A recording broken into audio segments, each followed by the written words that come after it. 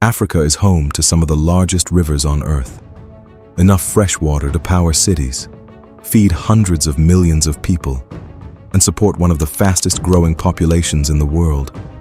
So why do over 400 million people across the continent still lack access to safely managed drinking water? At first glance, it doesn't make sense. How can a continent with the Nile, the Congo, Lake Victoria, and thousands of rivers still struggle with water? Most people assume the answer is simple: not enough rain, climate change, too many people. But those explanations only tell part of the story, because Africa doesn't just have a water problem. It has a geography problem, a politics problem, and increasingly, a power problem. The rivers that sustain the continent don't stop when one country ends. They cross borders, they create dependencies, they give some nations influence while leaving others vulnerable. In Africa, the question isn't simply who has water, it's who controls where that water comes from, who decides how it's stored, and who depends on the countries upstream. Because in the 21st century, water may become Africa's most strategic resource. When most people picture Africa's water crisis, they imagine cracked earth, dry riverbeds, villages waiting for rain. Those images are real, but they are also misleading, because they suggest Africa is running out of water. In reality, Africa is one of the most geographically diverse continents on Earth. The Congo Basin receives some of the highest rainfall anywhere in the world. The Congo River alone carries more water than every other African river combined. Lake Victoria is so vast that from space, it looks like an inland sea. Hidden beneath the surface are enormous underground aquifers capable of supplying water for generations if managed sustainably. This isn't a continent without water.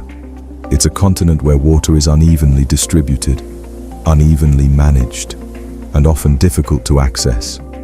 A river flowing a few kilometers away doesn't help if there are no pipelines to carry it. Heavy rainfall means little without reservoirs to store it during the dry season, and a lake cannot supply a growing city without treatment plants, pumping stations, and reliable infrastructure. Water doesn't become useful simply because it exists. It becomes useful because people invest in it. But even infrastructure isn't the biggest challenge. Unlike oil, unlike gold, unlike lithium, water doesn't stay where it's found. It moves across mountains, across deserts, across borders. And once a river begins flowing into another country, it stops being just a natural resource. It becomes a shared one, which raises a far more difficult question. If no country owns the river completely, who gets to decide how it's used? What happens when the river your country depends on begins in another country? It's a question that has shaped African history for centuries.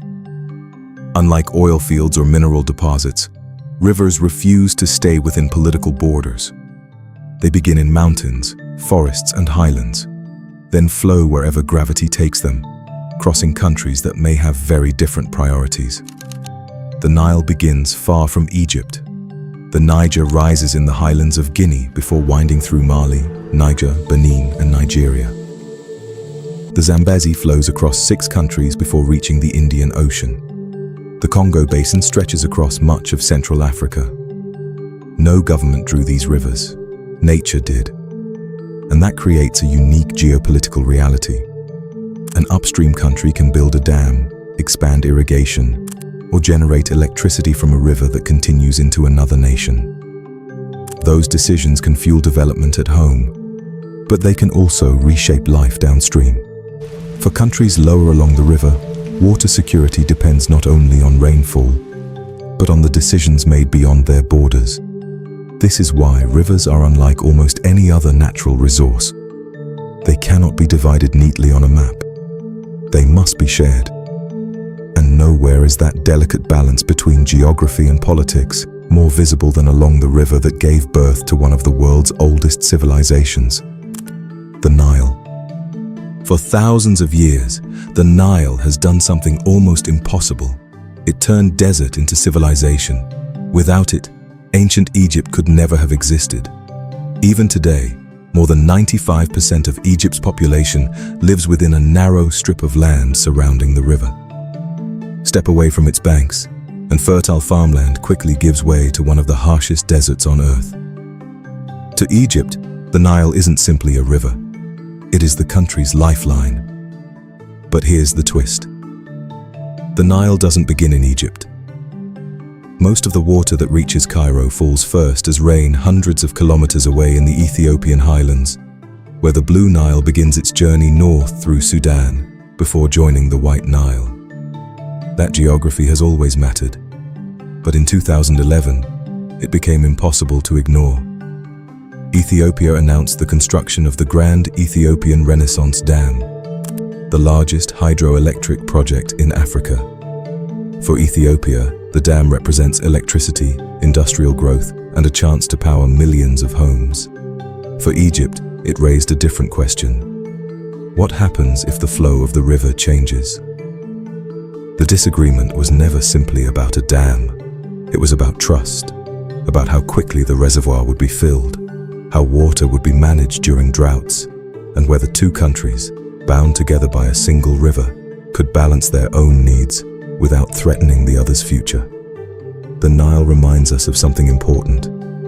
In Africa, controlling water is rarely about ownership. It's about negotiation. And if the Nile reveals how water can create geopolitical tension, the Congo reveals something entirely different: potential. If the Nile is a story about dependence, the Congo is a story about possibility. Flowing through the heart of Central Africa, the Congo River is second only to the Amazon in the volume of water it carries to the ocean. Every second, millions of liters surge westward, making it one of the most powerful rivers on the planet. For decades, engineers have looked at one place in particular: the Inga Rapids. Here, the force of the river is so immense that, if fully developed, it could generate enough hydroelectric power to supply not only the Democratic Republic of the Congo, but much of Africa. It's an extraordinary idea, a single river capable of helping power a continent. Yet today, much of that potential remains unrealized. Large-scale projects have faced decades of financial, political, and technical challenges. Existing infrastructure struggles to meet demand, while millions of people living beside one of the world's most powerful rivers still lack reliable electricity. The lesson is clear. Natural resources do not automatically create prosperity. They create opportunity. Turning that opportunity into development requires investment, stability, and long-term planning.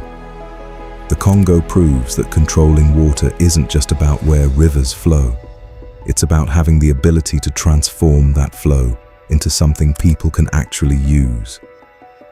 But not every river tells a story of untapped potential. Some tell a story of uncertainty. When people talk about Africa's future, the conversation usually begins with oil, or critical minerals, or population growth. Rarely does it begin with water. Yet every one of those stories depends on it.